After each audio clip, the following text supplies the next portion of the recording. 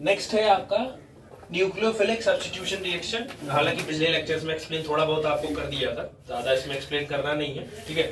Elimination हो गया था, एलिमिनेशन में से सब्स्टिट्यूशन हो गया था आपका, और नेक्स्ट आपका बचा था न्यूक्लियोफिलिक। एक्सप्लेन हम कर दिए थे कि न्यूक्लियोफिलिक में न्यूक्लियो का मतलब होता है प्रोटॉन, फिलिक का मतलब हो गया लवर। ये जनरली आपको पॉजिटिव लवर होता है तो अपने ऊपर या तो नेगेटिव चार्ज रखेगा या तो अपने ऊपर लोन पेयर रखेगा। बाकी सब्स्टिट्यूशन में क्या, एक को हटाना है दूसरे को बैठाना है। नॉर्मली आपके पास हेलो एल्केन है, उस पर न्यूक्लियोफाइल अटैक करेगा और ये सब्स्टिट्यूट कर देगा, एक्स निकल जाएगा, न्यूक्लियोफाइल वहां बैठ जाएगा। बट बेसिकली ये दो स्टेप्स में परफॉर्म होता है। सबसे पहले हैलोजन की इलेक्ट्रोनेगेटिविटी ज्यादा है तो इलेक्ट्रॉन अपनी तरफ खींच लेगा, अपने ऊपर माइनस दे देगा और आर के ऊपर प्लस दे देगा। किसी भी ऑर्गेनिक कंपाउंड के ऊपर अगर प्लस आता है तो उसको हम क्या बोलते हैं, कार्बोकैटायन। अगर ऑर्गेनिक कंपाउंड में इंटरमीडिएट कार्बोकैटायन बना तो रीअरेंजमेंट होगा।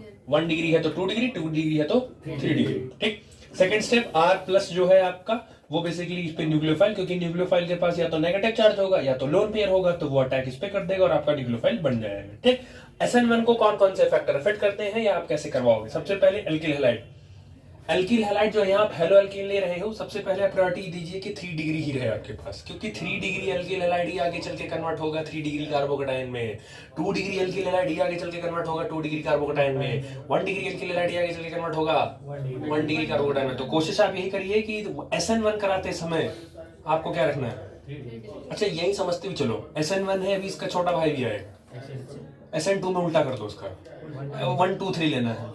दूसरा न्यूक्लियोफाइल, SN1 में न्यूक्लियोफाइल पे कोई इफेक्ट नहीं है। वो इसलिए नहीं होता है क्योंकि यहाँ पे जो X होता है वो लीविंग ग्रुप अच्छा होता है। हम फ्लोरीन क्लोरीन ब्रोमीन आयोडीन लेते हैं, लीविंग ग्रुप अच्छा होता है, वो खुद ही निकल जाता है। तो जब खुद ही निकल जा रहा है तो न्यूक्लियोफाइल को कोई मेहनत नहीं करनी पड़ रही, तो वो खुद ही निकल जाता है। तो इसलिए न्यूक्लियोफाइल का कोई इफेक्ट इसमें नहीं होता है। नेचर ऑफ सॉल्वेंट, पोलर चाहिए, प्रोटिक चाहिए। पोलर का मतलब होता है जो प्लस माइनस अपने ऊपर बना ले, जनरेट कर ले, और प्रोटिक का मतलब होता है जो अपने अंदर से H प्लस डोनेट कर ले। तो प्लस माइनस भी होना चाहिए और H प्लस डोनेट कर देना चाहिए, वो पोलर प्रोटिक होता है। क्या रीजन है पोलर प्रोटिक लेने का, अगर नहीं लेते हैं तो क्या होता है, वो सभी आगे एक्सप्लेन करेंगे, ठीक है।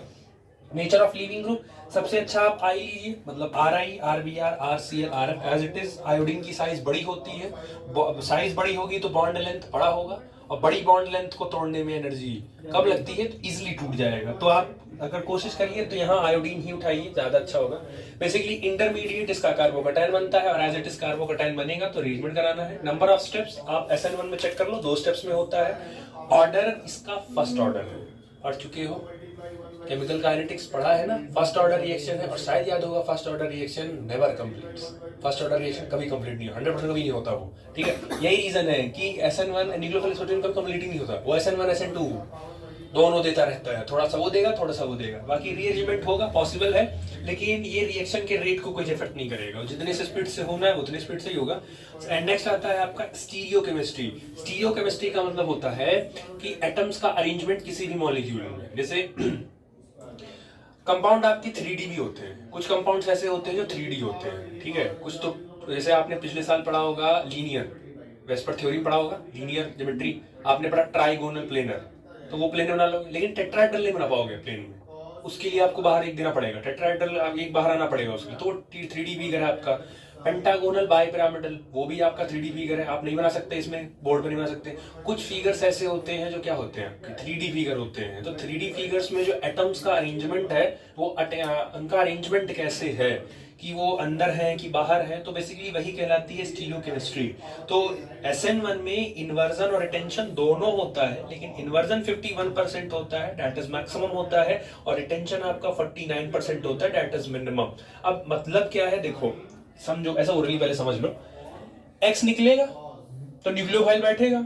तो इस हेलो एल्केन के अंदर जब तक कोई छेड़छाड़ नहीं हो रही है तो उस कंपाउंड ने अपना एक ज्योमेट्री, अपनी एक सिमेट्री बना ली होगी, वो आराम से उस बॉडी का शेप बन गया है, ठीक है। आप जब कोई मिट्टी का कोई क्ले बना रहे हो तो आपने उसका शेप तो दे दिया, शेप ज्योमेट्री सिमेट्री आ गई, उसमें आप कोई चेंज करोगे तो कुछ ना कुछ उसका सिमेट्री, कुछ ना कुछ उसका शेप और साइज क्या होगा, चेंज होगा।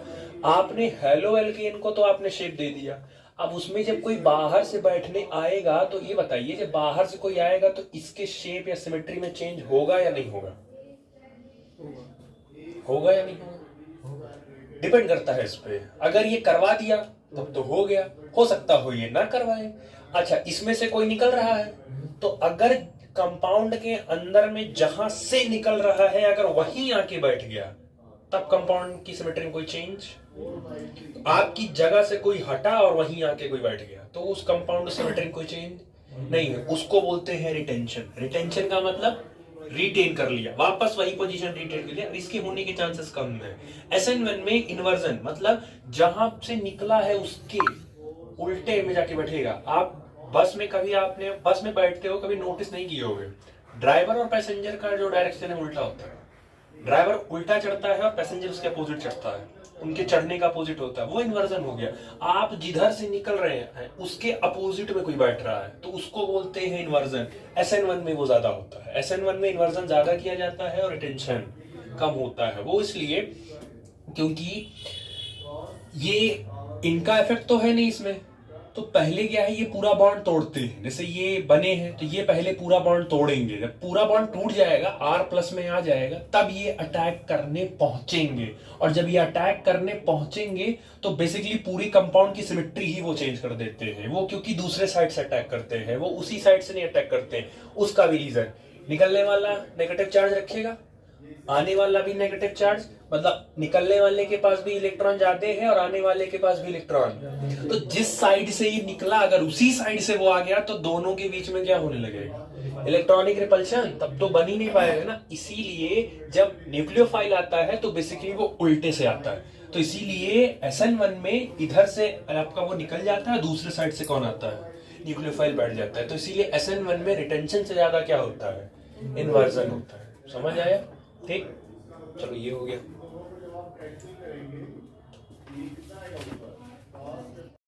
चलिए, कल आपका SN1 हो गया था, ठीक है। SN1 क्या होता है ये समझा दिया था, रिएक्शन कैसे होता है वो समझा दिया था, कौन कौन से फैक्टर इफेक्ट करते हैं SN1 को वो क्लियर करा दिया था, ठीक है। बाकी देखो रैंडमली अगर चाहो तो एक एग्जांपल लेके आप कर सकते हो, जैसे ये RX था, या इससे करो, एक एग्जांपल आप लेके कर लो। उसके बाद आपको ये करना है, स्टीरियो केमिस्ट्री करनी है आपको SN1 की। तो याद रखना SN1 में इन्वर्जन ज्यादा देता है, क्यों ज्यादा देता है अभी वो कराएंगे उसका, SN1 कैसे ज्यादा दे देता है, ठीक है। बाकी जो मैकेनिज्म है एक को एग्जांपल लेके आप चेक कर लो, ताकि पेपर में अगर आए, हालांकि इसका मैकेनिज्म ज्यादा कमी आएगा क्योंकि आपसे पेपर में पूछेंगे कि इनमें से कौन सा SN1 तेज दे रहा है या इनमें से कौन सा SN2 तेज दे रहा है, वो यही पूछेंगे आपसे। लेकिन फिर भी एक क्वेश्चन कर लो सॉल्व। तो ये हो गया C C C और यहाँ किसको बैठा हूँ, एक सी बैठा दूँ, तो यहाँ पे बैठा देता हूँ मैं थोड़ा सा नया BR को बैठा दिया, ठीक। और इसका मैंने रिएक्शन करवा दिया किसी न्यूक्लियोफाइल से, और हो सकता हो न्यूक्लियोफाइल आपको गिवन ना करे हो, आपको न्यूक्लियोफाइल से रिएक्शन करवा दिया। अब आपको चाहिए इसका प्रोडक्ट। तो सबसे पहला स्टेप 1, ये ब्रोमीन का इलेक्ट्रोनेगेटिविटी ज्यादा है, ये बॉन्ड खींच लेगा अपनी तरफ। तो जैसे ही ये खींचेगा, अब मैं यहीं पे कर दे रहा हूं, जैसे ही ये खींचेगा तैसे ये हो जाएगा C C C और C, इसके ऊपर कौन सा चार्ज आएगा, और यहां से क्या फ्री हो जाएगा Br-। अब ये जो C है जिसपे पॉजिटिव चार्ज है, कार्बोकटायन है, और ये कौन सा कार्बोकटायन है, ये 1 डिग्री कार्बोकटायन है। तो आप चेक करो इसको कर सकते हो कि नहीं, हाँ बिल्कुल कर सकते हो। अब सोचो यहाँ पे आपका हाइड्रोजन होगा ना, यहाँ पर कितने हाइड्रोजन होंगे, 2। तो अगर मैं एक हाइड्रोजन इसको दे दूं और इसका प्लस मैं इसको दे दूं, तो इसका प्लस आएगा तो क्या डिग्री में जाएगा, 2 डिग्री में जाएगा। तो इसको रीअरेंज करो तुरंत। अच्छा, अब रीअरेंज करने के लिए आप 1 वाली चीज 2 को दे रहे हो, 2 वाली चीज 1 को दे रहे हो, तो 1 पर से तो प्लस जा रहा है और 2 पर से कौन जा रहा है, हाइड्रोजन। तो हाइड्रोजन का मतलब होता है कौन गया आपका, हाइड्राइड। तो आपने हाइड्राइड को शिफ्ट कर दिया, तो ये हो गया 1,2 हाइड्राइड शिफ्ट, ठीक। हाइड्राइड शिफ्ट होते ही ये बन गया आपका C C C, और इस C के ऊपर प्लस आ गया, और इसके पास एज इट इज अपना CH3 आ गया। ठीक, अच्छा ये क्या डिग्री बना, ये बन गया आपका 2 डिग्री कार्बो कैटायन, ये 2 डिग्री बन गया। अब आप क्या करो, अभी देखो एक काम और कर सकते हो, अगर यहाँ वाला जो हाइड्रोजन होगा, क्योंकि इस कार्बन की 3 वैलेंसी तो खुद कार्बन ही है और एक कौन पूरा कर रहा होगा, हाइड्रोजन। ये हाइड्रोजन अगर फिर से इसको दे दो और इसका प्लस इसको दे दो तो एक डिग्री चला जाएगा, ये चला जाएगा 3 डिग्री। तो एक बार फिर से वही सेम काम फिर से कराओ, तो फिर से कराओ, तो ये हो जाएगा 1,2 हाइड्राइड शिफ्ट। तो जब शिफ्ट हो जाएगा तो ये बन जाएगा आपका प्लस, इस पे आ जाएगा तो ये हो जाएगा C। अच्छा वो ऊपर वाला C नीचे कर दे रहा हूं ताकि प्लस दिखे, और ये इधर आ गया। उसके बाद ये हो गया C और ये हो गया आपका CH3। अब ये जो कार्बोकैटायन बना है ये कैसा हो गया आपका, क्या डिग्री हो गया, ये बन गया 3 डिग्री। तो रीअरेंजमेंट करने से सिर्फ कंपाउंड की स्टेबिलिटी बढ़ती है, कंपाउंड की स्पीड में कोई फर्क नहीं आता, ये थोड़ा सा ध्यान रखना। आप अगर कार्बोकैटायन आप रीअरेंज कर रहे हो तो वो सिर्फ रेट ऑफ रिएक्शन को इंक्रीज करेगा, ठीक है, अब सॉरी रेट ऑफ रिएक्शंस पे जो थोड़ा बहुत करना होगा वही करेगा, लेकिन स्टेबिलिटी ज्यादा तो स्टेबिलिटी को ही बढ़वाएगा, बाकी रेट ऑफ रिएक्शन में बहुत ज्यादा फर्क नहीं आएगा, आएगा भी तो बहुत ना के बराबर ही आएगा। तो आप इतना मान के चलो कि अगर आप रीअरेंज करते हो कंपाउंड्स को तो उसके रेट ऑफ रिएक्शन पे कोई बहुत ज्यादा फर्क नहीं पड़ेगा, वो सिर्फ स्टेबिलिटी करेगा। अच्छा अब इस पे प्लस है तो अब अटैक कौन कर देगा, इस पे अटैक कौन कर देगा, इस पे न्यूक्लियोफाइल अटैक कर देगा, क्योंकि प्लस है, जहां प्लस है वहीं जाके न्यूक्लियोफाइल अटैक कर देगा। तो ये जाएगा C और नीचे C और इसी पे जाके न्यूक्लियोफाइल बैठ जाएगा, ये हो गया। बाकी ये CH3 ये बन गया आपका SN1 का प्रोडक्ट। समझ आ गया, क्लियर हो गया? तो एक मैंने समझा दिया कि 1 डिग्री 2 डिग्री 2 डिग्री 3 डिग्री ऐसे जाओगे, तब ये आपको करना रहेगा। अब तरीका याद रहेगा तो कर ले जाओगे, मैंने उसी में कर दिया। पहला स्टेप आप कार्बोकैटायन सब देखो, ये पहला स्टेप है, यहाँ से लेके यहाँ तक का ये पहला ही स्टेप है जो कार्बोकैटायन फाइनल, क्योंकि पहले स्टेप में क्या बनता है, कार्बोकैटायन बन गया फाइनल। अब उसके बाद कार्बोकैटायन का रिएक्शन न्यूक्लियोफाइल वाला कौन सा होता है, वो सेकेंड स्टेप होता है। समझ आए? ठीक, चलो अब नेक्स्ट आपको पढ़ना है स्टीरियोकेमिस्ट्री ऑफ SN1। स्टीरियोकेमिस्ट्री का मतलब होता है कि किसी भी कंपाउंड के अंदर जो एटम्स का अरेंजमेंट होता है, कि कोई भी कंपाउंड के अंदर एटम किस प्रकार किस फॉर्म में अपने आप को अरेंज करके बैठा है, अंदर है बाहर है, इन द प्लेन है आउटसाइड द प्लेन है, लेफ्ट है राइट है, वो जो उनका अरेंजमेंट होता है दैट इज कॉल्ड स्टीरियोकेमिस्ट्री। आपको पता है कि SN1 इन्वर्जन अभी देगा और इन्वर्जन वो ज्यादा देता है, तो क्यों देता है ज्यादा, उसके पीछे का भी रीजन इसी में है। एक सिंपल सा एग्जांपल है, एक कार्बन का ले रहे हैं कार्बन की वैलेंसी 4 होती है, एक से हेलोजन जोड़ दिया, PH का मतलब फेनिल जोड़ दिया, Me का मतलब मेथिल जोड़ दिया और Et का मतलब एथिल जोड़ दिया। आप ये देखो इसके चारों कार्बन की वैलेंसी क्या है, अलग अलग है, और जब किसी भी कंपाउंड के अंदर किसी भी कार्बन की चारों वैलेंसी अलग अलग होती है तो उस कार्बन को बोलते हैं कायरल कार्बन। अगर चारों वैलेंसी अलग अलग है तो उसको बोलते हैं कायरल कार्बन, या ये कार्बन बन गया कायरल सेंटर। ठीक है, जैसे इस हाथ में रसगुल्ला है, इस हाथ में बर्फी है, मुंह में काजू कतली है, ठीक है, और कहीं जगह होगी तो आप वहां अलग मिठाई रखिए।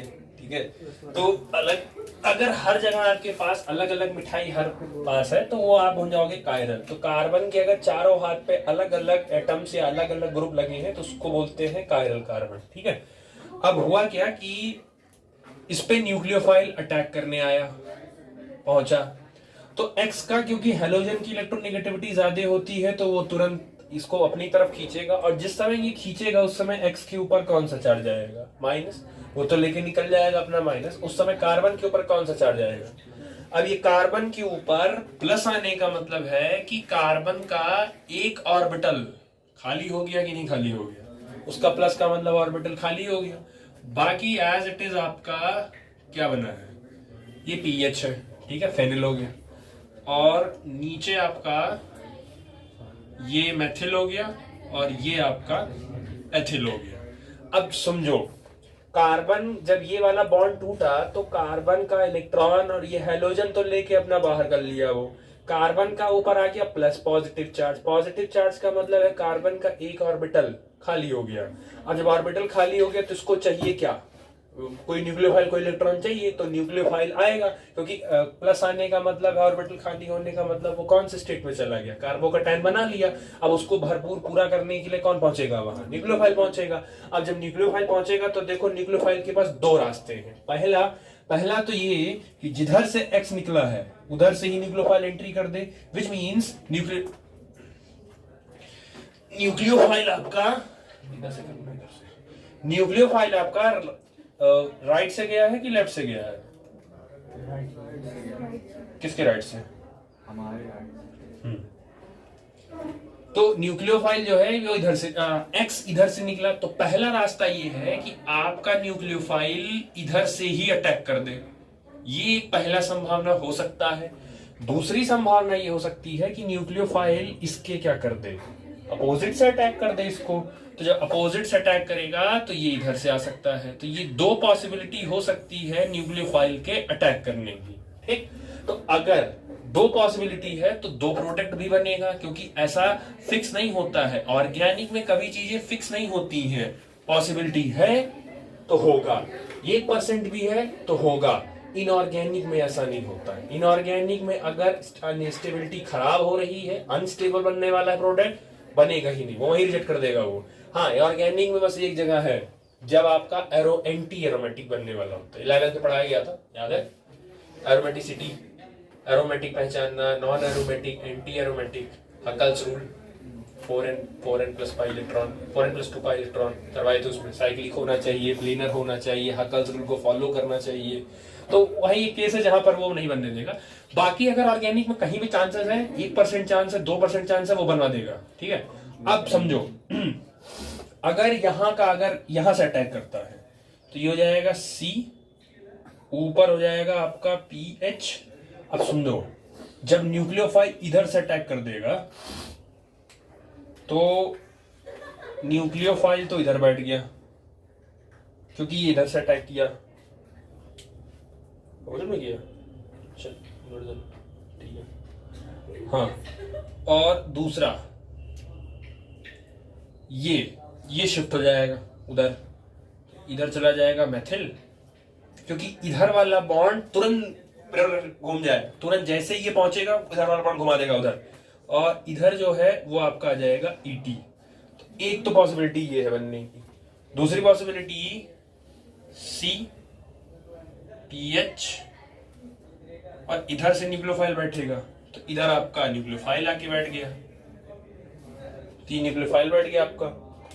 बाकी Me जहां पे था वो वहीं रहेगा, ये बन गया Me मेथिल, और ये बन गया ET एथिल। अब इसमें जो ये वाला प्रोडक्ट है, अब ध्यान से देखना, स्टार्टर और एंडर जरा ध्यान से देखो, X इधर से निकला है, उसके अपोजिट में आके वो बैठा है, तो ये बेसिकली क्या हो गया, इन्वर्जन की रिटेंशन, ये हो गया इन्वर्जन। और इसमें चेक करो, ये जहां से निकला है वही बैठा है, तो ये वाला कौन सा हो गया, ये रिटेंशन हो गया। तो अगर पॉसिबिलिटी दोनों की है तो ज्यादा स्टेबल कौन सा होगा या ज्यादा कौन सा होगा। तो अब यहाँ पे समझो, लिखवाएंगे नहीं इसको, बट ऐसे ही समझ लो, अपने लैंग्वेज में लिख लेना आप। ये दोनों पॉसिबिलिटी थी कि न्यूक्लियोफाइल इधर से भी अटैक करेगा, न्यूक्लियोफाइल इधर से भी करेगा। अब आप समझो, जब X निकलेगा तो जब निकलेगा तभी न्यूक्लियोफाइल आएगा, और जब X हेलोजन निकलेगा तो जब जाएगा, और उसके निकलने के बाद अगर न्यूक्लियोफाइल उसी साइड से, समझो ये वाला आपका हेलोजन है, X है, और ये आपका न्यूक्लियोफाइल है, तो जब हेलोजन इधर से निकलेगा तो अपना नेगेटिव चार्ज लेके निकलेगा, और न्यूक्लियोफाइल के ऊपर भी इलेक्ट्रॉन एक्सेस होता है या नेगेटिव, तो वो भी इधर से आएगा। दोनों के बीच में क्या होगा, इंटर इलेक्ट्रॉनिक रिपल्शन, क्योंकि दोनों के पास इलेक्ट्रॉन क्या है, एक्सेस है। तो एक्सेस होने की वजह से ये दोनों एक दूसरे को क्या कर देंगे, तो रिपल कर देंगे, तो आने वाला न्यूक्लियोफाइल कहां हो जाएगा, दूर भाग जाएगा, तो बैठ ही नहीं पाएगा। लेकिन ये चेक करो उल्टे वाले में, इधर से X निकल रहा है और इधर से, तो ऐसे करो, ये था ये निकला और ये जाके बैठ गया, मतलब एक बाहर हो रहा है तो दूसरा, तो इसके होने के चांसेस, तो स्टेबिलिटी इसमें ज्यादा है ना, इसीलिए SN1 में इन्वर्जन ज्यादा होता है। लगभग 51%, अप्रॉक्स 51% SN1 में इन्वर्जन देता है, और लगभग 49, अच्छा ये भी कम नहीं है, 49% अपने आप में एक ऐसी वैल्यू होती है जिसको आप रिजेक्ट नहीं कर सकते हैं, वो कैंसिल आप नलीफाई नहीं कर सकते। 49% भी लगभग 50% हो गया हो तो आप नलीफाई। बस इतना ध्यान रखिएगा कि SN1 में इन्वर्जन ज्यादा होता है कंपैरिजन टू रिटेंशन, क्योंकि रिटेंशन के केसेस में आपका दो बड़े बड़े ग्रुप एक दूसरे को रिपेल कर देंगे, दोनों के पास इलेक्ट्रॉन एक्सेस हैं तो रिपेल कर देंगे, जिसकी वजह से बॉन्ड का थोड़ा बनने का चांसेस या बॉन्ड बनने का जो प्रोसेस स्पीड जो होगा वो थोड़ा सा क्या हो जाएगा, स्लो हो जाएगा। समझ आया? ठीक है, तो ये ध्यान रखिएगा। चलो अब इसके बाद क्या है, दोनों का इन्वर्जन और रिटेंशन का दोनों का आप मिरर इमेज बनाइए एक एक करके। तो आप पहले रिटेंशन का बनाइए, कम है इन्हीं का बना लो। तो ये हो गया C, ऊपर बैठ गया फिनिल, नीचे बैठ गया ET, और यहां बैठ गया न्यूक्लियोफाइल, और यहां बैठ गया मेथिल। इसका मिरर इमेज बनाओ। तो मिरर इमेज बनाने के लिए आप इसके सामने ले लो मिरर। चलो बताओ ये मैंने क्या किया अभी को, हाय नहीं ये ऐसे से क्या किए हैं, ये किए हैं, ये क्या किए हैं, चुप खुद नहीं पूछे। हाँ तो ये मिरर को दिखाना था, पेन से पढ़े। चलो बताओ क्या किए हैं, लाइन लाइन क्या किए हैं, ये 10th का था ये, सही नाम नहीं याद टेढ़ा ही ड्रा की क्या? अच्छा हमें टेढ़ा ही की है, हमको लगा सीधा किए हैं। धन्यवाद नाम आपका नहीं बताने याद के आ लिए। रहा मुझे सही। पेंट किया उस तरफ से क्या किए? पेंट किया पेंट किए? रफ लगाया है, मतलब जिससे पॉलिश है। ये वर्ड सही है, पॉलिश किए हैं। ये करने का मतलब है इधर से पॉलिश किए हैं, जितना एक साइड पॉलिश करोगे दूसरा सरफेस उतना ही ज्यादा चमकेगा। अपोजिट वाला रिफ्लेक्टेंट सरफेस होता है और पीछे वाला पॉलिश सरफेस होता है। समझ आया? प्लेन मिरर की कुछ खास बातें आपको याद हो? Characteristic found by the plane mirror image opposite बनता है, और जितने डिस्टेंस पे रखेंगे इमेज को उतने डिस्टेंस पे इमेज फॉर्म होगा। इमेज को जितने पे रखेंगे इमेज भी उतने पे फॉर्म होगा। अरे इमेज फॉर्मेशन उतनी दूरी पे ही दिखाएगा। मैं बोला इमेज को जितने दूर पे रखेंगे इमेज भी फॉर्म उतने पे। ऑब्जेक्ट को जितनी दूरी पे। तो पहली कैरेक्टरिस्टिक ये है कि लैटरल इन्वर्जन कर देता है। जो आपका प्लेन मिरर होता है वो लैटरल इन्वर्जन, लेफ्ट को राइट कर देगा, राइट को लेफ्ट कर देगा। पहला आपका है, आपका रे ऑप्टिक्स तो है ही, पढ़ना है ही। दूसरा आपका है कि प्लेन मिरर में क्या है, बेसिकली मिरर से ऑब्जेक्ट जितना दूर होता है एग्जैक्ट मिरर से इमेज भी उतना ही दूर मिलेगा आपको। ठीक, ये कम से कम बेसिक कैरेक्टरिस्टिक याद रखो। और प्लेन मिरर का फोकस इनफाइनाइट होता है, तो ये ध्यान रखिएगा। ठीक, अब आप समझिए, प्लेन मिरर से शीशा है तो प्लेन मिरर से न्यूक्लियोफाइल पास है कि नहीं पास है? तो अगर इसका इमेज बनाओगे तो न्यूक्लियोफाइल भी मिरर से पास ही होना चाहिए। तो न्यूक्लियोफाइल तो यही बैठ गया, पहले ये बैठ गया। न्यूक्लियोफाइल से कौन अटैच है? कार्बन। इस कार्बन से फिर कौन अटैच है? मेथिल, एमी। और एज इट इज नीचे ऊपर में कोई चेंज नहीं करेगा, वो एज इट इज उसका फॉर्मेशन वैसे ही करेगा, PH PH।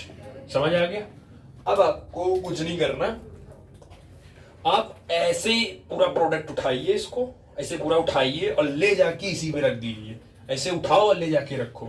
पीएच पे पीएच, फेनिल पे फेनिल कौन सा हट कर जाएगा? ET, एथिल पे एथिल कौन सा हट कर जाएगा? लेकिन NU के ऊपर कौन कौन सा हट करेगा? ME। और ME के ऊपर कौन करेगा? मतलब ये ऐसे है और उस पे कौन साइड करोगे तो ये ऐसे कौन साइड होगा, मछली बन गई।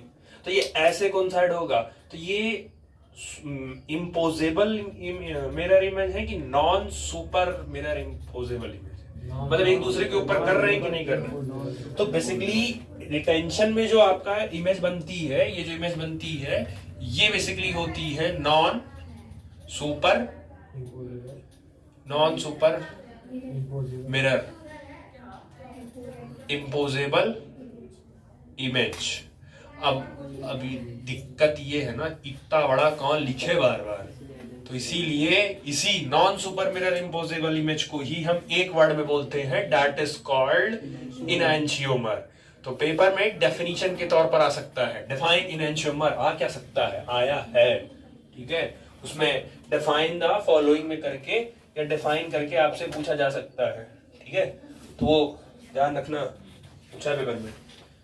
लेट मी चेक यार, ये तो 10th का पेपर है, देखो केमिस्ट्री का आ गया, कह तो सही अभी। हाँ ये मिल गया केमिस्ट्री, ये आपका कहाँ गया डिफाइन सेल पोटेंशियल, मोनोलिसिस कहाँ चला गया, invert sugar, oligosaccharide, glycosidic, Wolff Kishner, टार्ड, Cannizzaro, enantiomer. Define the following पहला पूछा है आपसे, पिछले साल के पेपर में ही पूछा है इनएंशियोमर। तो वही है कि जो मिरर इमेज एक दूसरे पर सुपर इम्पोज नहीं कर सकते हैं, उन्हीं को हम क्या बोलते हैं, इनएंशियोमर बोलते हैं। समझ आया, क्लियर हुआ, ठीक। चलो अब इसका मतलब रिटेंशन जो है आपका वो बेसिकली क्या है, इनएंशियोमर शो करेगा। अब आप जरा इन्वर्जन इनका बताओ, जरा इन्वर्जन का चेक करो एक बार। तो इनका तो बन ही गया, अब मैं इनका यही बना दे रहा हूँ, ठीक है, फिर से बनाना पड़ेगा मुझे, तो मैं इनका यही बना दे रहा हूँ। तो ये बन गया आपका इन्वर्जन का, ये हो गया आपका inversion. As it is methyl पास है, तो मेथिल भी क्या मिलेगा, पास ही मिलेगा। मेथिल से सी अटैच है, उस सी से कौन अटैच है, न्यूक्लियोफाइल अटैच है, और उससे आपका पीएच अटैच है, फेनिल, और फिर उससे कौन अटैच है, ईटी अटैच है।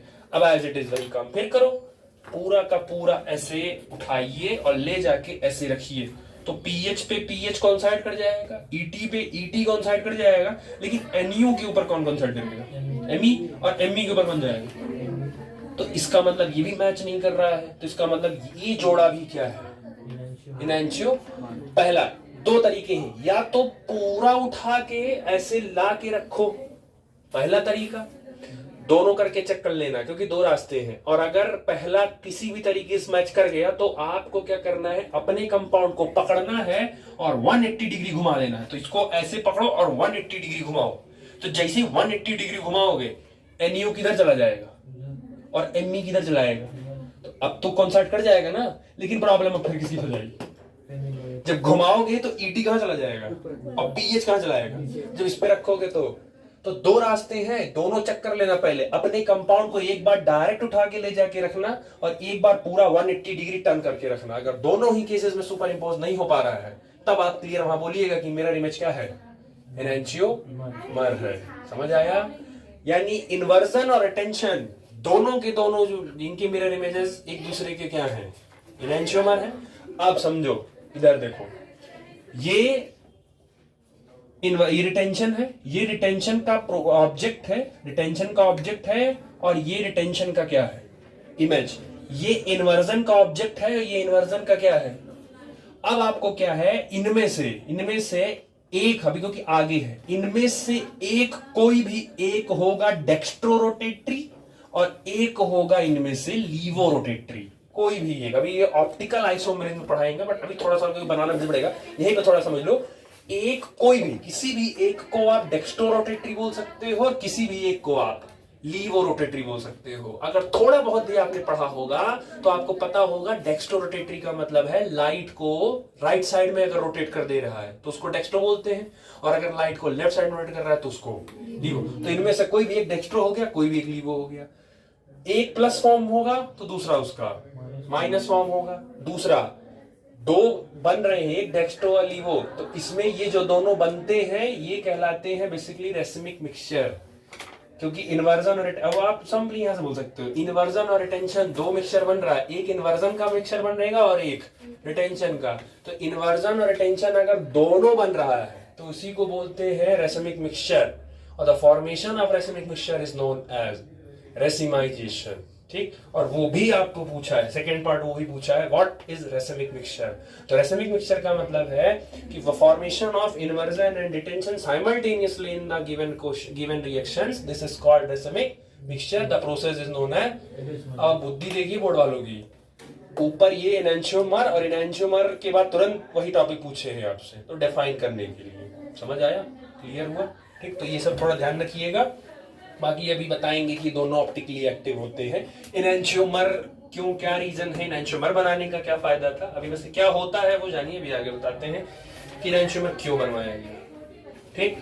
दूसरा, क्योंकि आपका इन्वर्जन और रिटेंशन दोनों बना है, तो जब भी किसी भी रिएक्शन में आपका इन्वर्जन और उसके साथ जब रिटेंशन, ये दोनों बनता है, तो इन्वर्जन और रिटेंशन के दोनों इसी मिक्सचर को ही हम क्या बोलते हैं, रेसिमिक मिक्सचर बोलते हैं। और इसके बनने के प्रोसेस को हम रेसिमाइजेशन बोलते हैं। समझ आया, क्लियर हुआ। अब इनमें से इन्वर्जन और रिटेंशन में से कोई भी, ये कौन सा वाला था, रिटेंशन था, हाँ ये रिटेंशन था। तो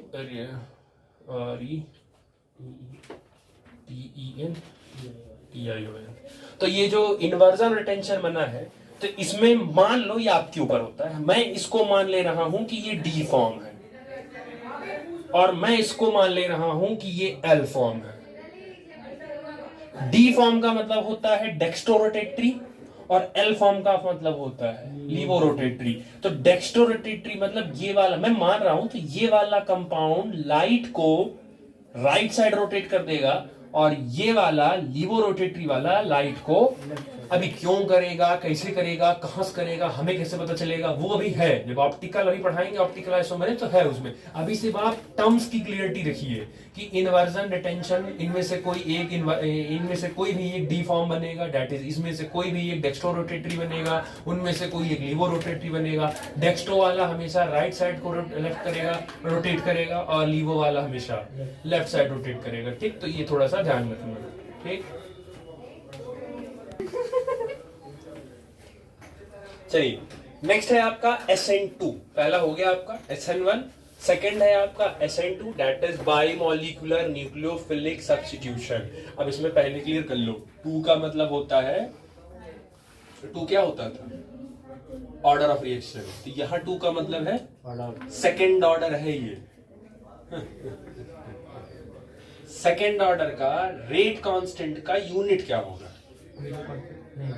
इसे नहीं जल्दबाजी में कर, आराम से। सेकंड ऑर्डर का पूछा, फर्स्ट ऑर्डर का नहीं पूछा। सेकंड ऑर्डर का रेट कांस्टेंट के का यूनिट क्या होगा, कैसे निकालोगे बताओ। हाँ, तो कितना हो जाएगा, पर मोल लीटर पर सेकेंड, मोल पर लीटर ब्रैकेट में 1 - n पर सेकेंड, ये निकालने का यूनिट था। सेकेंड ऑर्डर है और एक स्टेप में ही होगा, याद करने का तरीका, SN1 फर्स्ट ऑर्डर है, 2 स्टेप में होगा। SN2 सेकेंड ऑर्डर है, 1 स्टेप में हो जाएगा, ठीक। अब एक्चुअल देखो होता क्या है, जब एक ही स्टेप में हो रहा है तो वही स्टेप उसका रिडिटरमाइनिंग स्टेप होगा, RDS वही होगा, क्योंकि यही डिसाइड करेगा जब उसको एक ही स्टेप में होना है। तो होता क्या है कि जब RX बैठा होता है, RX होता है, तो ये जो X है ना, ये weak leaving group, bad leaving group है, ये निकलना नहीं चाह रहा है। SN1 में वो क्या होता था, गुड लिविंग होता था, खुद ही निकल जाता था, तो न्यूक्लियोफाइल पे डिपेंड नहीं करता था। SN2 में क्या है, न्यूक्लियोफाइल, ये X जो है हैलोजन, ये निकलेगा नहीं, ये बैड लिविंग ग्रुप है, ये बैड लिविंग ग्रुप होगा, ये निकलेगा नहीं। अब जब निकलेगा नहीं तो खुद से नहीं निकल रहा है, तो जबरदस्ती करवानी पड़ेगी, तो जबरदस्ती के अटैक के लिए कौन पहुंचेगा, न्यूक्लियोफाइल। अब जब न्यूक्लियोफाइल पहुंचेगा और R से कहेगा कि जे से बॉन्ड बना लो, जैसे आपके पास आपने गाड़ी खरीद लिया और फिर बाद में कोई कह रहा है ये गाड़ी देखो बहुत बढ़िया है, तो फिर देखो अरे यार काश ये वाली लिए होते, फोन लेते हो, अरे यार काश ये वाला फोन लिए होते। तो बस वैसे ही है, R का बॉन्ड पहले इसके X के साथ था, हैलोजन के साथ था, या जो भी यहाँ पे आपने हैलोजन ऐड किया था उसके साथ था, लेकिन अब ये निकल नहीं रहा है, अब इसको निकलना है, तो न्यूक्लियोफाइल पहुंचेगा, आ रहा हूं मैं, तो ये जब पहुंचेगा तो R इसके साथ कहेगा मैं बॉन्ड तुम्हारे साथ नहीं बना सकता, तो ये कहेगा कोई दिक्कत नहीं है, एक बार में नहीं बना सकते हो, ऐसा करो वहां से पहले धीरे धीरे बॉन्ड तोड़ो, वहां का बॉन्ड ब्रेक करो और हमसे धीरे धीरे बॉन्ड फॉर्म करो। तो ये आर होशियारी लगाएगा और धीरे धीरे धीरे धीरे धीरे धीरे एक्स से बॉन्ड क्या करता जाएगा, तोड़ता जाएगा और धीरे धीरे धीरे धीरे किससे बॉन्ड जोड़ता जाएगा, न्यूक्लियोफाइल से। तो उससे बॉन्ड वो, मतलब यहां पे बॉन्ड फॉर्मेशन हो रहा है और यहां पर बॉन्ड ब्रेकिंग हो रहा है। समझ आया? हैलोजन का इलेक्ट्रोनेगेटिविटी क्योंकि ज्यादा है तो इस पे नेगेटिव चार्ज आएगा और एज अ रिजल्ट उसके ऊपर पॉजिटिव आएगा। क्योंकि इसके ऊपर पॉजिटिव आएगा तो न्यूक्लियोफाइल तुरंत अटैक कर देगा, क्योंकि न्यूक्लियोफाइल के पास एक्सेस इलेक्ट्रॉन होता है। ठीक, अब ये जो आपका रिस्पेक्टिव स्पीसीज बनता है, ये जो बनता है, इस इंटरमीडिएट को बोलते हैं ट्रांजिशन स्टेट। इसको बोलते हैं ट्रांजिशन स्टेट या इसको बोलते हैं बेबी एल्कीन। ठीक, अब बहुत कम समय के लिए बनता है। देखो इंटरमीडिएट भी 2-3 तरीके के होते हैं, कार्बोकैटायन, कार्बोनाइन, बेंजाइन, एलाइन, एलीन, कई तरीके के होते हैं। उनमें से ये भी एक है। इतनी तेज ये बनेगा कि इसको देख नहीं पाओगे, बन के तुरंत हट जाएगा। मतलब आप कह सकते हो उसका जो टाइम होता है वो बहुत कम होता है। कार्बोकैटायन वाला भी तेजी बनता है, लेकिन उसमें तब भी वो एक स्टेबिलिटी रहती है, थोड़ी देर में बनता है, वो रखता है जाता है। ये ऐसे है ना, बनने से भाग जाएगी। अब एज ए रिजल्ट क्या होगा, ये सिंगल स्टेप ही है। धीरे धीरे कुछ देर के बाद एक्स से बॉन्ड क्या हो जाएगा, टूट जाएगा। तो एक्स से बॉन्ड टूट गया और किससे बॉन्ड बन गया, न्यूक्लियोफाइल से बॉन्ड बन गया और ये एक्स माइनस बाहर निकाल दिया। समझ आया? तो एक चीज तो क्लियर हो गई कि SN2 में आप देखो तो ज्यादातर न्यूक्लियोफाइल पर डिपेंड नहीं कर रहा है, सॉरी न्यूक्लियोफाइल पर डिपेंड कर रहा है, जबकि SN1 में न्यूक्लियोफाइल पर डिपेंड। अब एक सवाल ये बताओ, एक्स जिधर से निकला है क्या न्यूक्लियोफाइल उधर ही बैठा है? नहीं। तो इसमें क्लियर कट है कि SN2 में क्या होता है, इसमें इन्वर्जन ही हो रहा है, क्योंकि एक्स इधर से निकला है उसके उल्टा देखो जाके बैठा है। तो इसमें तो क्लियर कट है कि इन्वर्जन ही होगा, रिटेंशन होने का चांसेस बहुत कम है। तो SN2 में जो होगा वो क्या होगा, इन्वर्जन ही होगा सिर्फ। और इसको बोलते हैं वाल्डेन इन्वर्जन भी बोलते हैं, खाली इन्वर्जन को हम वाल्डेन इन्वर्जन भी बोलते हैं। तो अगर SN2 में खाली इन्वर्जन हो रहा है तो क्या SN2 में रेसमिक मिक्सचर बनेगा या नहीं बनेगा? नहीं बनेगा। SN2 में नहीं बना पाएगा वो, क्योंकि खाली इन्वर्जन बनवा रहा है। लेकिन जब आप किसी एक पर्टिकुलर रिएक्शन में जाएंगे, जैसे आप रिएक्शन में हैं, तो जब आप कहेंगे कि ये रिएक्शन SN1 देगा कि नहीं देगा, SN2 देगा कि नहीं, तो वो देगा, दोनों रिएक्शन दोनों देगा, वो SN1 SN2 देगा। लेकिन अगर SN2 दिया तो SN2 के अंदर रिटेंशन नहीं देगा वो। बात समझ रहे हो? आपके पास रिएक्शन है, आपके सामने रिएक्शन बोर्ड पे फ्लैश कर दिया गया, रिएक्शन सिर्फ फ्लैश करके पूछा जा रहा है कि ये SN1 देगा कि SN2 देगा। तो आप कहेंगे कि वो दोनों देगा, वो SN1 भी देगा और वो SN1 हो सकता, कोई हो सकता हो SN1 वो ज्यादा दे रहा हो और SN2 हो, बस ये पॉसिबिलिटी है। अगर वो SN1 दिया तो उसमें इन्वर्जन और रिटेंशन दोनों बनेंगे। इन्वर्जन बन जाएगा 51% और रिटेंशन बन जाएगा 49% बन जाएगा। उसमें रेसिमिक मिक्सचर बनेगा, D&L फॉर्म बनेगा, डेक्स्ट्रोली वो रोटेटरी चलेगा। SN1 में सब होगा। लेकिन अगर उस रिएक्शन ने SN2 दिया, और जैसे भी देगा वो SN2 दिया, तो उसमें सिर्फ क्या बनवाएगा, सिर्फ इन्वर्जन, उसमें रिटेंशन नहीं देगा। और रिटेंशन नहीं देगा तो उसमें SN2 में रेसिमिक मिक्सचर, तो यानी रेसिमिक मिक्सचर सिर्फ किसके लिए है, SN1 के लिए, क्योंकि उसमें इन्वर्जन और रिटेंशन दोनों बनता है। मैं रिएक्शन हूं, तो आप मुझे कहा कि मैं SN1 दूंगा कि मैं SN2 दूंगा, तो मैंने कहा मैं दोनों दूंगा, मैं SN1 भी दूंगा, मैं SN2 भी दूंगा, मैं बर्फी भी खाऊंगा, मैं काजू कतली भी खाऊंगा, मैं दोनों खाऊंगा। लेकिन कोई एक मेरी पसंद की होगी और कोई एक मेरी नापसंद की होगी, लेकिन खाऊंगा। मिठाई है तो खा लूंगा। एक होता है मन से खाना, एक होता है ठीक है खा लिया, तो दूंगा तो दो।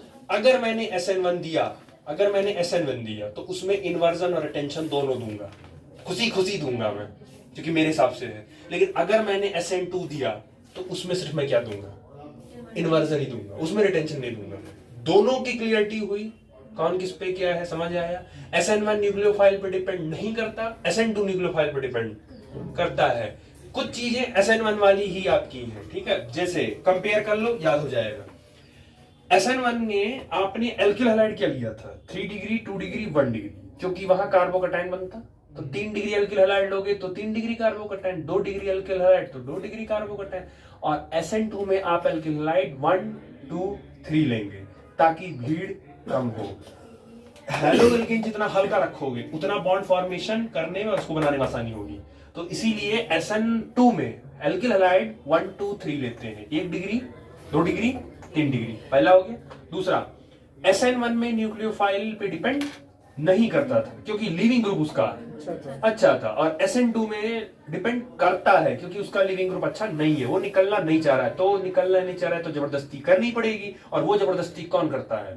न्यूक्लियोफाइल करता है। तो SN2 में न्यूक्लियोफाइल पे डिपेंड करता है। जितना टाइम समय आप इस चैप्टर को देंगे उतना ही कम समय आप फिर आगे वाले सारे चैप्टर्स में आप समय देंगे, उतना कम हो जाएगा आपका टाइम, क्योंकि सारा SN2 SN1 ये दे रहा है नहीं दे रहा है, बाकी घूम घूम बार बार वही आएगा। इसीलिए चैप्टर पे ज्यादा ध्यान देने की जरूरत है। नेचर ऑफ सॉल्वेंट, वहां सॉल्वेंट क्या यूज किए थे?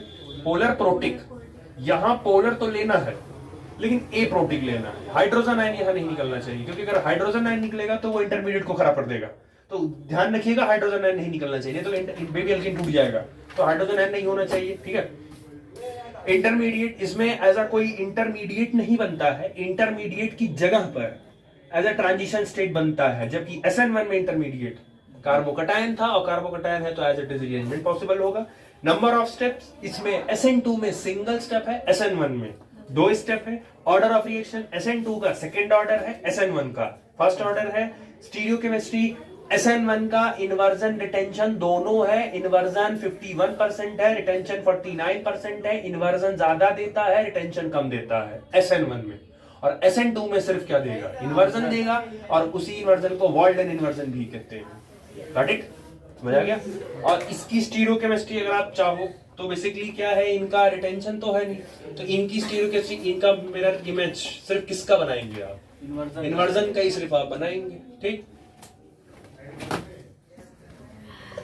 चलो ये देखो, इसका स्टीरियोकेमिस्ट्री SN2 का, इसमें भी एज इट इज मैंने सेम किया है। कार्बन, उससे हैलोजन ऐड कर दिया। H का मतलब होता है हाइड्रोजन, D का मतलब होता है ड्यूटेरियम, हाइड्रोजन का आइसोटोप है ड्यूटेरियम, और T का मतलब हो गया ट्राइटियम, हाइड्रोजन का आइसोटोप है। मतलब कुल मिला के यहाँ भी तीनों अलग कर दिया। अब देखो SN2 का कराना है, तो SN2 में जब कराओगे तो आपको पता है कि SN2 में इन्वर्जन होता है। उस समय क्या होगा, X और C का बॉन्ड धीरे धीरे यहाँ क्या होगा, टूटेगा। तो जब ये टूट रहा है तो ये टूट गया। अब बताओ टोटल कितना बॉन्ड था? तो एक टूट रहा है तो बॉन्ड कितना होगा? तो 3 बॉन्ड पे ज्योमेट्री क्या बनती है? Trigonal planar. तो जैसे ही पिछले वाले में किए थे वैसे फट से करो इसको। तो ये जब करेगा तो D इधर आएगा और T इधर जाएगा। सिंगल स्टेप में कराना है ना, तो उधर जब टूटेगा तो इधर किसके साथ बॉन्ड बनेगा? इधर ये न्यूक्लियोफाइल के साथ। तो इधर न्यूक्लियोफाइल अटैक कर देगा, इसके ऊपर न्यूक्लियोफाइल अटैक कर देगा। अब क्योंकि आप फिर पोलर एप्रोटिक सॉल्वेंट उठा लो, पोलर एप्रोटिक सॉल्वेंट उठा लो। अब ध्यान समझना, न्यूक्लियोफाइल ऑलरेडी बैठ चुका है, X को बस निकलना है, तो आपको क्लियर है कि इन्वर्जन ही देगा ये। और इन्वर्जन में पूरा का पूरा प्रोडक्ट क्या हो जाता है? उल्टा।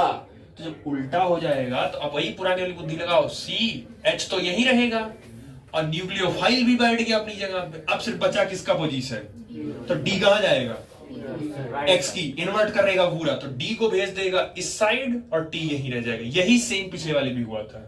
तो क्यों गया था, क्लियर है ना? क्योंकि इन्वर्जन है तो पूरे के पूरे प्रोडक्ट को वो चेंज कर देगा। तो जो यहाँ पे होगा उसको इन्वर्ट कर देगा तुरंत इसकी जगह। समझ आ गया? क्लियर हो गया? ठीक। तो ये बेसिकली इन्वर्जन आपका है, ये इन्वर्जन है। और क्योंकि SN2 में 100% सिर्फ क्या बनता है? इन्वर्जन ही बनता है। समझ आ गया?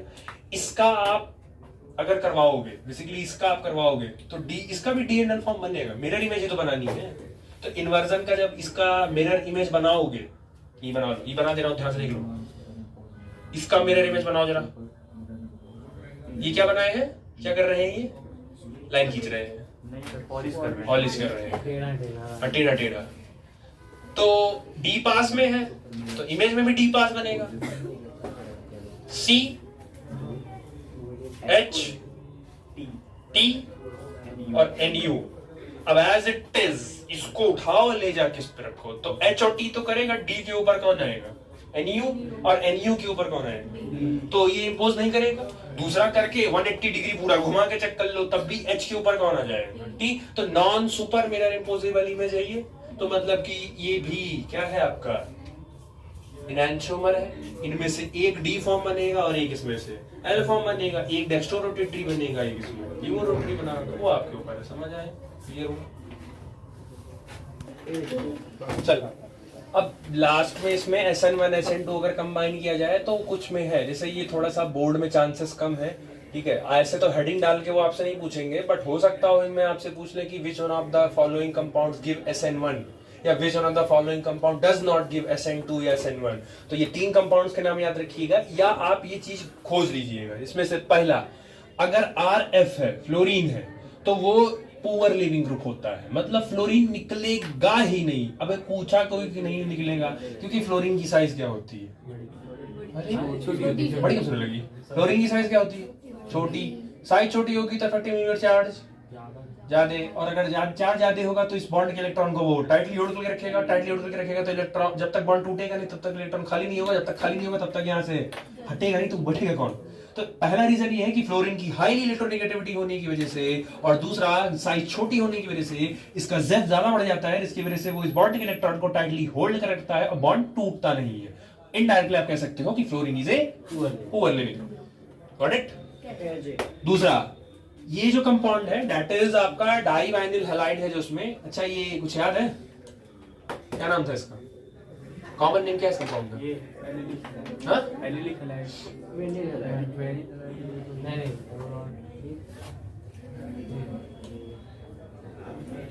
वाइनिल हैलाइड है ये। डबल बॉन्ड के कार्बन पर हैलोजन है बालक। अरे यहाँ C है, C से ही तो बॉन्ड बना के X है, तो डबल बॉन्ड के बगल वाले कार्बन पर हैलोजन, एलिलिक हैलाइड, और डबल बॉन्ड के कार्बन पर। तो वाइनिलिक हैलाइड के अंदर क्योंकि डबल बॉन्ड होता है, और ये डबल बॉन्ड होने की वजह से, ध्यान सुनो, हैलोजन है ना, हैलोजन के पास लोन पेयर होता है कि नहीं होता है? होता है कि नहीं होता है? तो लोन पेयर अगर प्रेजेंट है तो ये है पाई, ये है सिग्मा, और ये है क्या? पाई सिग्मा लोन पेयर की वजह से क्या होने लगता है? तो ये रेजोनेंस हो जाता है। तो रेजोनेंस होने की वजह से ये जो इसका लोन पेयर है, हैलोजन का जो लोन पेयर है, जैसे यहाँ तो कार्बन होगा और यहाँ तो ये हैलोजन का लोन पेयर उतर जाता है इसमें, और इसका माइनस चला जाता है इसमें, तो जिसकी वजह से कंपाउंड के अंदर यहाँ पे थोड़ा देर के लिए बॉन्ड एक और आ जाता है, जिसकी वजह से बॉन्ड टूटता है। और जब तक यहाँ बॉन्ड आ गया, तो जब यहाँ बॉन्ड आ गया तो X के पास कितना बॉन्ड हो गया?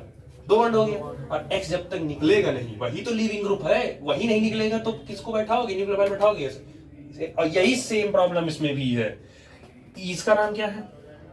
एरिलिक हैलाइड। Aryl halide. अरे एरिल है, हेलो एरीन है ये, हेलो एरीन है ये, या दूसरा नाम बोलो तो एरिल। और सेम प्रॉब्लम इसमें भी वही आएगी। हैलोजन के पास क्या होता है? Lone pair. तो लोन पेयर होने की वजह से वो अपना यहाँ डोनेट कर देगा, डोनेट करने की वजह से यहाँ क्या आ जाएगा? पार्शियल डबल बॉन्ड, और यहाँ वाला बॉन्ड खिसक के आगे चला जाएगा। तो क्योंकि पार्शियल डबल बॉन्ड आने की वजह से ये X निकल नहीं पाएगा, और जब तक X निकलेगा नहीं तब तक उसकी जगह पे न्यूक्लियोफाइल नहीं बैठेगा। मैं कह रहा हूं X की जगह Cl बैठाओ। Cl तो नाम क्या हो जाएगा इसका? X की जगह अगर Cl बैठा तो नाम क्या हो जाएगा? क्लोरो। तो क्लोरोबेंजीन SN1 SN2 दे रहा है? नहीं, SN1 SN2 को एक साथ मिला के आप सीधे पहले क्या बोलेंगे? न्यूक्लियोफिलिक सब्स्टिट्यूशन रिएक्शन, यही तो बोलोगे। वो तो बाद में आपने डिवाइड किया ना, SN1 SN2, मतलब क्लोरोबेंजीन या हेलोबेंजीन या हेलोएरीन न्यूक्लियोफिलिक सब्स्टिट्यूशन रिएक्शन नहीं देता है। ये इसमें हम ऐसे पढ़ाए, और पेपर में आपसे डायरेक्टली वो पूछा ही वही है, पूछा है वो। हाँ, why is chlorobenzene resistant to nucleophilic substitution reaction? Chlorobenzene nucleophilic substitution देने में क्यों रेजिस्ट कर रहा है? क्यों कर रहा है? क्योंकि हैलोजन का लोन पेयर रेजोनेंस के कारण बॉन्ड बना लेगा पार्शियल, जिसकी वजह से हैलोजन निकलेगा नहीं तो तब तक कोई न्यूक्लियोफाइल अटैक करेगा नहीं। समझ आ गया? ठीक।